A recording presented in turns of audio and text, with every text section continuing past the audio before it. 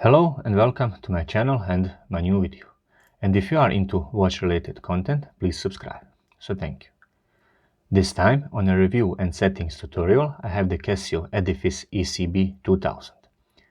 The ECB models have always been a flagship watches from Casio Edifice line, and this one is no different.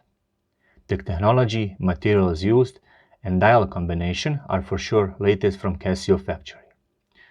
Somehow Edifice line has been under the radar for the past time, but they are excellent everyday watches, very well priced and durable, yet packing some great technology. Speaking of materials used, it's a first Edifice where carbon fiber resin is used to create the watch case. Casio found inspiration in race cars for the design. Casio has been experimenting with carbon in its models, and now we have it in Edifice watch. It truly gives the watch its unique style. Case is space technology-like, and with carbon comes the reduced weight and case thickness. The video does not give enough credit how beautiful and on average the watch looks. We associate lightness with cheapness, and that is not the case over here. It looks, feels and wears expensive. Holes and curves in the case make it even better, and carbon fiber look is cherry on top. They are breaking through the usual stainless steel case design we are used to, and it looks great. Other selling bullet points are tough solar movement, Bluetooth technology with adequate app to fiddle around your watch, and with that comes phone finder, automatic time adjustment, time and place recordings, and so on. The dial on ECB 2000 is very intricate, very mesmerizing, and I have seen some parts of it on a previous Edifice model, the ECB S100. It packs usual information with combination of analog time, digital time and date display, battery level indicator, connectivity indicator and countdown indicator, which is, let's say, newish for the dial. In the dark, the dial can be illuminated by pressing the upper right button, and its function is inscribed on the dial. The watch packs super illuminator LED technology with double LED lights. One is for analog hands and the other backlights the digital subdial. Regarding the watch size, well, it's a big watch with following dimensions, but as you can see, with the use of carbon fiber technology, it is very thin and suits a hand very well. My hand is 7 inches, so you can see how it looks. For now, it comes on 3 variations, with 2 stainless steel bracelets and 1 with resin band. All have correspondingly different style matching dials and case details. Now let's move on to tutorial and how-to part of this video. As I have said earlier, you can use the application to run through all of the watch settings. Now I'm gonna do it manually using just the watch. So from the standard timekeeping mode, press and hold the upper left button until you hear the beep. So let's go. And there it is. That was the beep. Let me zoom in this negative display so we have a better access to the digital ladders. Over here, and the first in a row of settings is setting our home city. Currently it says Tokyo, so the watch is currently set to Tokyo time zone. But pressing the upper right button and lower right button, I can shuffle between the time zones. As you can see, pressing one of those 2 buttons shuffles the time zones up or down. I'm gonna move the watch to get it back to Paris time zone because that is my time zone. So as you can see, I'm pressing it until I get to Paris time zone. There it was. So I have set my Paris time zone. Next up, press the mode button over here once, and now we are in the position of setting our summer time, or the DST. As you can see, it's set to auto, which means that when you are connected with your phone, the watch will automatically turn on or off the DST.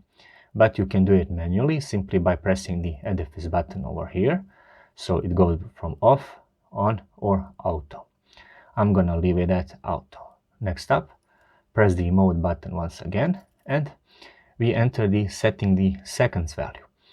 Now you cannot set the exact value of seconds, as you can see it's blinking over here, but what you can do is reset that value simply by pressing the Edifice button over here, and it will reset it to 0. Next up, press the Mode button, and we are in the position of setting our hour value.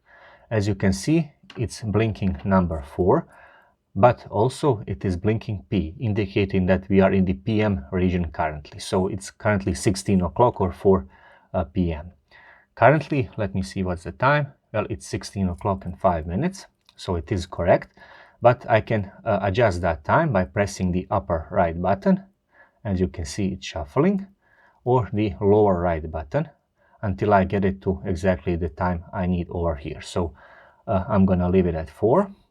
And once I'm done with setting our hour value, I'm gonna press the Mode button once again, and we are in the position of setting our minutes value. As you can see, 05 is flashing, indicating that we are in the position of setting our minutes value. Again, pressing the upper right button or lower right button, I can set the exact value of seconds, and it is 4 PM and 6 minutes. Next up, press the Mode button, and we move on to setting the year value. As you can see, it's flashing 2022, and it is correct. But if I want to move it up or down, I'm going to press the upper right button or lower right button. So lower to increase, upper to decrease the year value.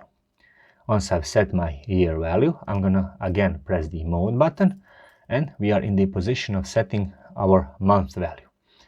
As you can see, number 10 is flashing. The 10 stands for October, but I can increase or decrease that value simply by pressing the upper right button or lower right button until I get to my month value. And it is number 10, so I'm okay with that. And once I'm finished with setting my month value, I'm gonna press the Mode button, and we move on to setting our day value. It says it's 2022, so it's 22nd of October, and it is the 22nd of October, and I can increase or decrease that value by pressing one of those two buttons over here again, but I'm gonna leave it at 2022.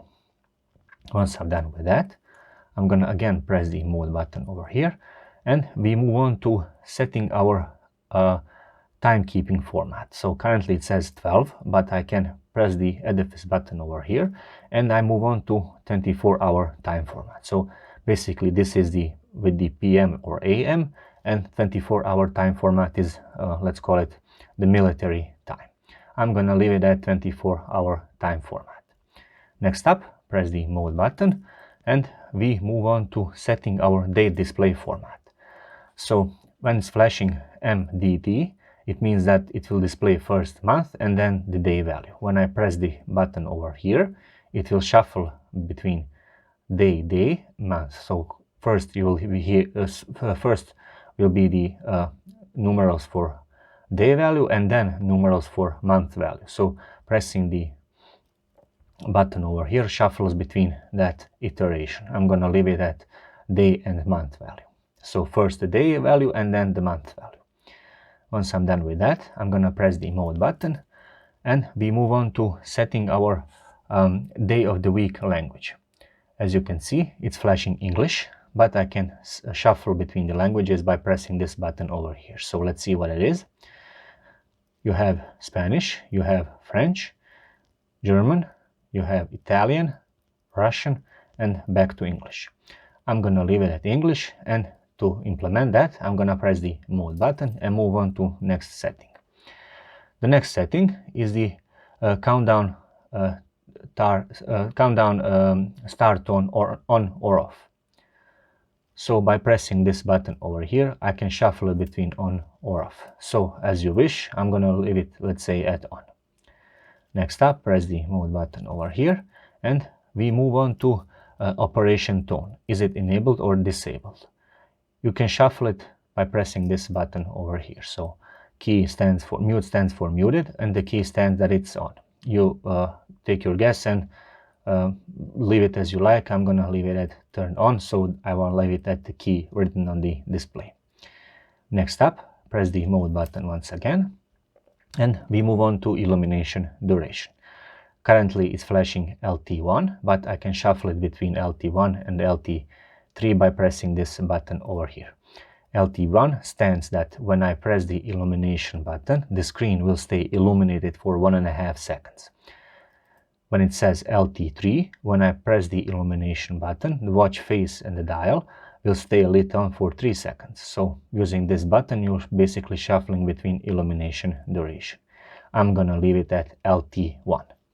Next up, press the mode button, and over here I'm in the position of setting our auto adjust. Now you cannot set this particular setting using just the watch.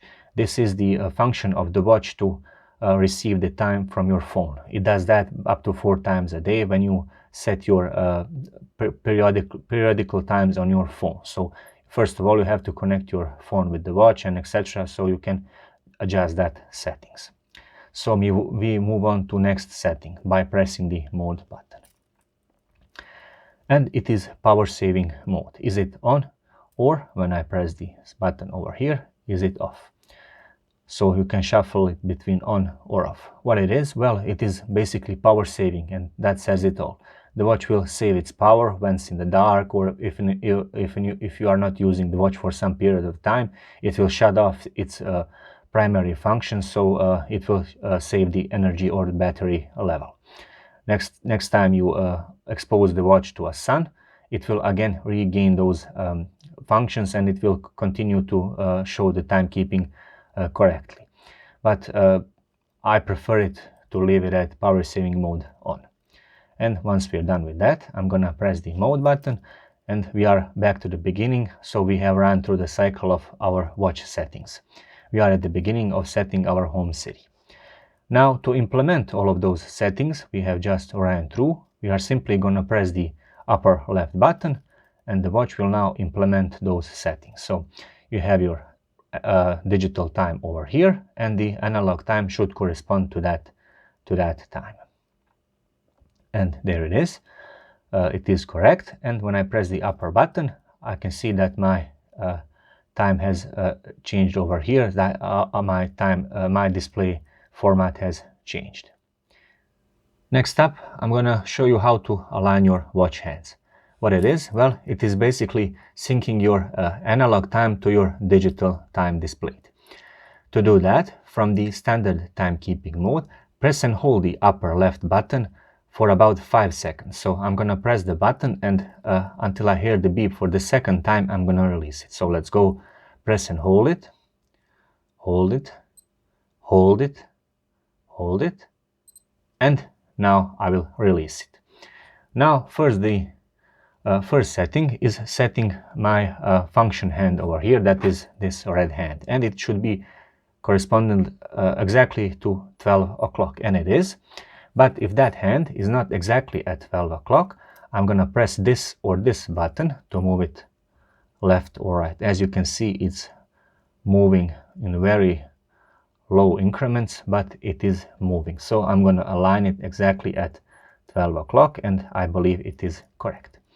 Once I have aligned my mode hand, I'm gonna press the mode button over here, and we are in the position of aligning our main watch hands, so minute and the hour hand. They should align exactly at 12 o'clock to be precise, and we are gonna see if they do. And they are aligned, but in case they are not, you can press this button over here to move it left, or this button over here to move it right. To engage fast rotation, press one of those buttons and hold it, and as you can see, it will start to move. So press and hold, and it will engage the fast forward motion of the watch hands. I'm gonna align them exactly at 12 o'clock to make sure that my hands are properly aligned and that my digital and analog time are in sync. Once I'm done with that, I'm gonna press the upper left button to implement those settings. And the watch should be corresponding with, the analog time should be corresponding with the digital time, so 16 o'clock and 15 minutes, and it is correct. Thank you very much for watching yet another video on my channel. This time it was a review and watch settings tutorial on the Casio Edifice ECB 2000. Please leave a like and subscribe if you are into watch-related content. Thank you.